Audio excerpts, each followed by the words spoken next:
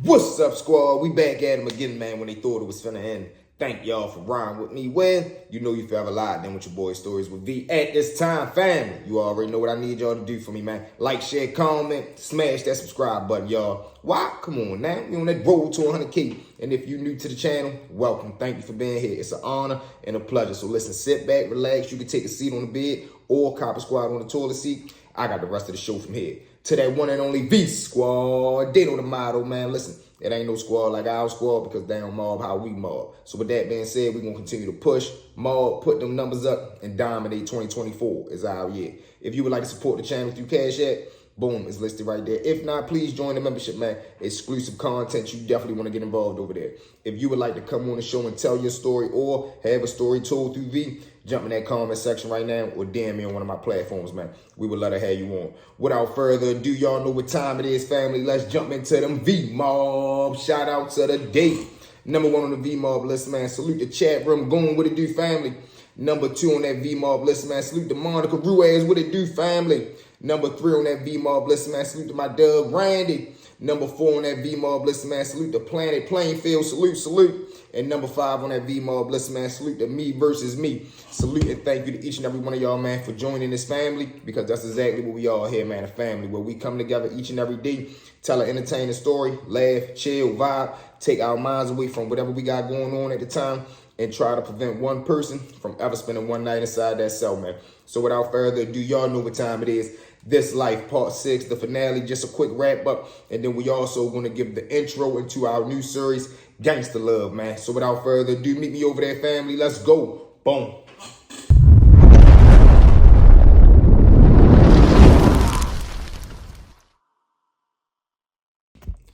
Whoa, what's up, squad? You made it. Let's jump straight into it, man. Part 6, the finale, just a quick wrap up. So now, as Randy hangs up the phone, he walks back into his cell and he sits down on his bed. He's sitting right there, man, wave of emotions going through his head. Why? Because he's thinking, man, what a life.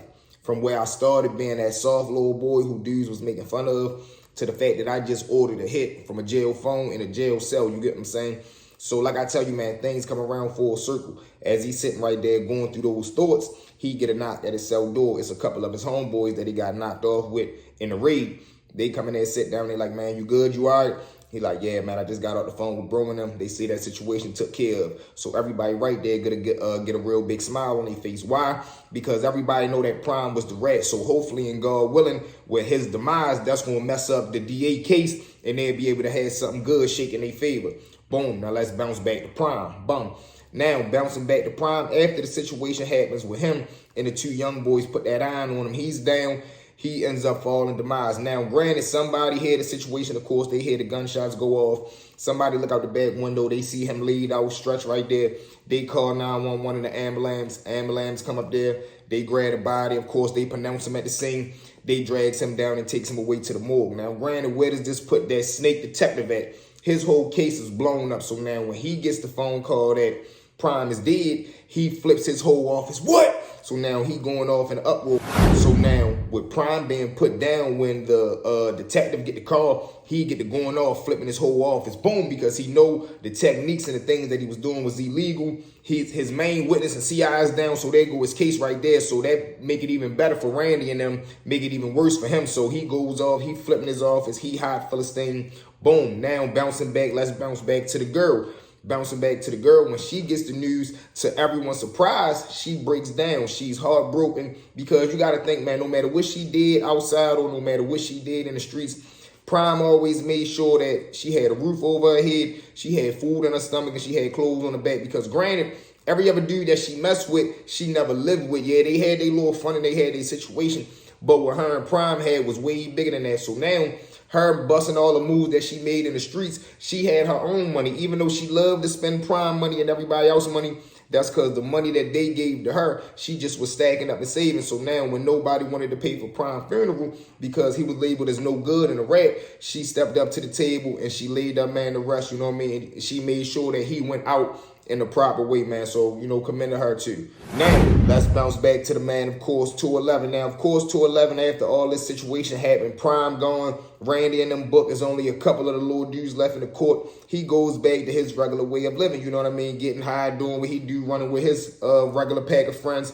because the way it's like is no more, it's not the same no more. Everybody gone, or certain people is no longer here with us. So 211 goes back to his regular scheduled program, ripping and running through the projects as he always does. Now, bouncing back to the little homeboys who did that situation on Prime, they ends up continuing business for Randy and them, keeping in contact with Randy and the rest of the men that got grabbed up in the raid. Now, they holding the way down and they keeping everything afloat, making sure that Randy and them got lawyers, making sure the commissary good, making sure they family good, because now you still got to think, going through this whole situation, Randy's mom still was having her drug addiction, so dudes were still checking in with her, making sure she was going to the rehab program situations and things of that nature. So they was just being a good friend, man. They was showing that their loyalty was still there. So now bouncing back to Randy and them, as they over to jail, all of them get a lawyer visit. When they get the lawyer visit, the lawyer tells them that they eventually going to beat the case. Why? Because, you know, the CI on the case, Prime, turned up demise. That put the hole in the DA case, because that was the only way that that the detective was able to get the warrant to go hit the apartment was through Prime, but he was labeled as a CI. So now that he gone, he gonna have to reveal his hand, saying that he had an illegal CI or whatever the case may be. Now the case is blown up. So now it's really looking good for Randy and them, like, man, they ready beat this case. Now, fast forward 6 months, Randy and the good men go to court. They end up beating the case, man, and they just basically got time served. The time that they was going to be able to really give them with the case blowing up on the DA, they had already served, man. All of them get released now. When they return back to the community, the youngins, the homeboys who were still on the outside hustling, making sure everything was good, when Randy and them get back, everybody got a couple $1,000. Everybody got fresh outfits. But Randy, he was gifted and blessed with a new car. Why? Because him making that transformation from being that soft little kid to now becoming Big Doug, they just wanted to show their gratitude to him and really, you know, crown him and name him, man. You the king around here now, Randy, man. You Big Doug now, bro. Because he was able to step up in all the right ways, and he did step up in all the right ways, man. So, you know, that was it right there, y'all, man. This life.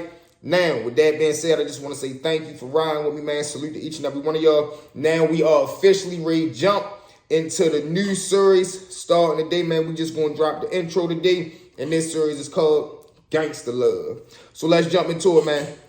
So this one right here is called Gangster Love, man. Now this one right here is based on a couple named Money and Stacy. Now I'm going to give you guys a little bit of background history on both of them and how they met. Now this story right here is based on loyalty, honor, and showing people how far when you really meet that person that you're willing to risk it all for, or you and that person can actually go, man, when you deliver that trust, that loyalty, and dedication to one another, man. So let's jump into it. So now Money background is, man, he was a young, hungry little kid. Now, when I say a young, hungry little kid, he wasn't born or raised in a project, but he was born in the city. Now, he had a loving mother, hard-working mother. I believe she worked in a hospital. She was a nurse or something like that. He also had a father, so he comes from a two-parent home. His father used to be a street dude. Now, his father, granted, is a hard-working man, but he also has respect in the streets because he used to rip and run in the streets. He ended up catching a bit, did his time, came home, changed his life, and now he's working as a construction worker. Now, bouncing to Stacy. Stacy is also a good girl. She comes from the suburb, of course, a loving family, two-parent household. And her and Money, they known each other since they was 19. They've been together since they was 19. Now, I'm going to give you guys the backstory on both of their upbringing and then how they meet, and then we're going to start running the series from there. But right now, I just wanted to give you guys an intro and telling you exactly what this series is going to be based on. So now, Money, man, his upbringing was, he was a level-headed dude. He was a calm, cool, collective dude, had smarts, brain smarts, and he was real observant. So he was able to be the person that he was and live the way that he wanted to live, but he was also sharp enough to be observant of the things that was going on around him. And he also knew that he had to be street savvy, I should say. He should also know the ways of the street because he didn't want to be green or in the blind, and then that led to him being taken advantage of. Now, Stacy, she has no idea about the hood or the ghetto. She cares nothing about it because she comes from the suburb. She has goals and aspirations to be a WNBA basketball player, and then she wants to go to college to get a degree in business. So now, when these two meet, I'm going to take y'all on a ride with this one, man. So with that being said, that was just the intro for Gangster Love. Let's jump into story number 2. Now, man, story number 2, this one right here, man, is when people start to have an authority complex, man, and when people start to go on this ego trip. So now we got this CO over to jail. Now this CO, me personally, cold-blooded chump. I believe he used to get bullied back in the day. He used to get beat up back in the day. So now he got this job just to oppress other people, just to be able to be hard on other people. You get what I'm saying? For what people did to him back in the day. So now he got the job, and he was the type of person that when he on shift, dudes might be playing cards, spades, dominoes, chess, poker, whatever the case may be. If you get a little loud, mind y'all, we playing cards. He'll threaten to take the microwave away. He'll threaten to shut the TV down. Like, he always used to just make threats that had nothing to do with the situation that's going on. Like, man, we playing spades. Why are you talking about taking the microwave away? But that was just him. So now one day we got my man Luvv Pete. Now Luvv Pete, he like a no-nonsense type of dude, but he's so laid back and humble. Dudes kind of take that for possibility of being a weakness, and then when they try him, they find out the hard way. Same thing for inmates, convicts, and staff.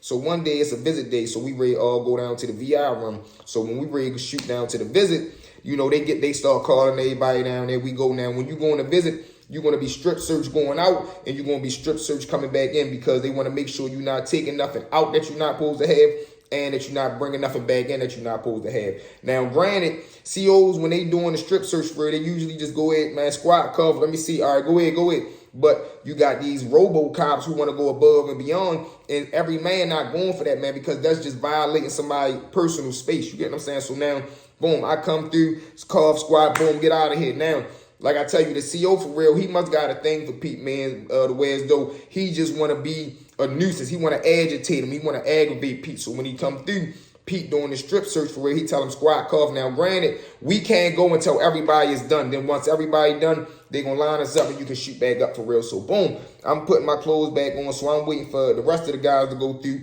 and get done. So now I just keep hearing the CO tell Pete, man, do it again. Squat. What are you hiding in there? So Pete getting mad, like, man, what type of time you on, man? What you just want to keep staring at me, man? You know I ain't got nothing on me. I done did it 2 times. I'm not doing it no more. So now the CO like, oh, you're going to do it. Pete like, man, no, I'm not. I'm telling you, man, I'm not doing that no more. Do what you going to do, man. Call who you going to call. Lock me up. Take me to lock. I mean, I'm not doing it no more. So now the CO jump up, man, who you talking to? Pete say, man, I'm talking to you. Fuck is wrong with you? So now he starts acting like he ready to start coming around the desk. So now Pete turned towards to face him. Granted, Pete is but a ball, and this is a man having a full-blown conversation with another man with no clothes on. So now as Pete bent down to grab his clothes, the CO said, man, you better not. You heard what I said. I said squat and cough. Don't touch them clothes. So boom, Pete grabbed his clothes. The CO like grabbed his hand. He snatched his hand away. Man, you done lost your fucking mind. Pete just cracked him.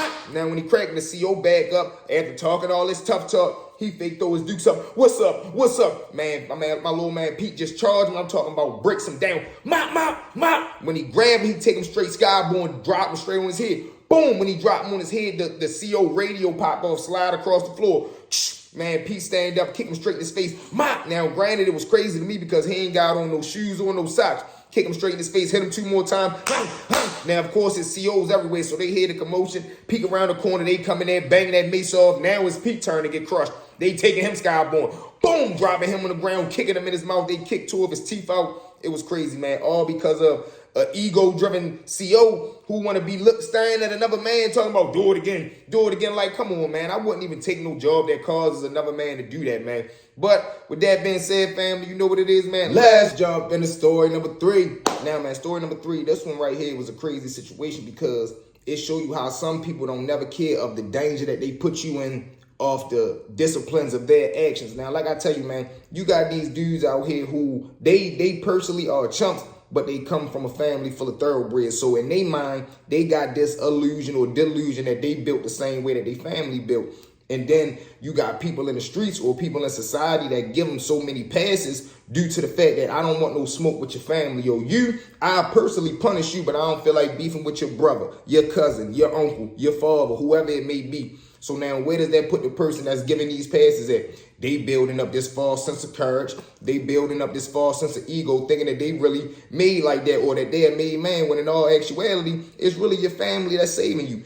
In times like this is when that situation get flipped, because when you get behind that wall, when you get behind these doors right here, you back there with people that been locked down for 5, 10, 15, 20, 30 decades and lifetimes. You know what I'm saying? They family been stopped writing them. They own brother don't care about them. So why would I care about who your brother is? So now in this situation, we got a little dude for real here, Chunk.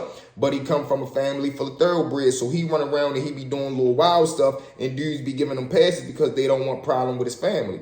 Now, him personally, he a hustler because he not violent, he not aggressive. So it ain't really much that he can do in the street other than sell drugs. But his little homeboys, and he run with a crew, they a crew full of robbers, meaning they be robbing, jagging dudes, tying people up, kidnapping, things of that nature. So like I tell you, birds of a feather flock together. So him being around them, he's trying to learn the way of being aggressive. He's trying to learn the way of the robber, of the aggressive, the violent dude. You get what I'm saying? So it end up going left. He go on a mission with his homeboys. They go on a robbery. They get away with the robbery, but the little dude that they robbed, he end up telling. When he end up telling, the dudes end up getting booked. They get knocked off. When they get in the lineup, the dude who got robbed, he points them out. They go to court. They catch their time. Now, when he gets sentenced, he in a whole different world. He in a whole different ball game. Why? Because you removed from society now. You really removed from that G-pass that people give you, which is your brother and them. So now when he get over the bookings, he do all right because it ain't really too much contact. But his first compound that he hit, things go left for him. He end up running into dudes that's checking his temperature, and he fail, and dudes is pressing down on him. They punishing him.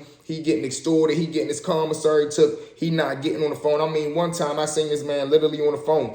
A dude come up behind him, say, bro, can I get the phone real quick? He like, yeah, man, I got you. As soon as I get off, the Lord dude hangs up his phone call. Man, you heard what I said, man. Snatches the phone out of his hand. Yo, talking about, man, come on, yo. Dude buck at him. He just bag up and say, man, you better roll out. Little shorty that came and hung his phone up, jumped straight on the phone, called his people. Shorty, who supposed to be so fake tough in the street, walks his chump self right up in his cell, sat on that bed right there and ain't do nothing.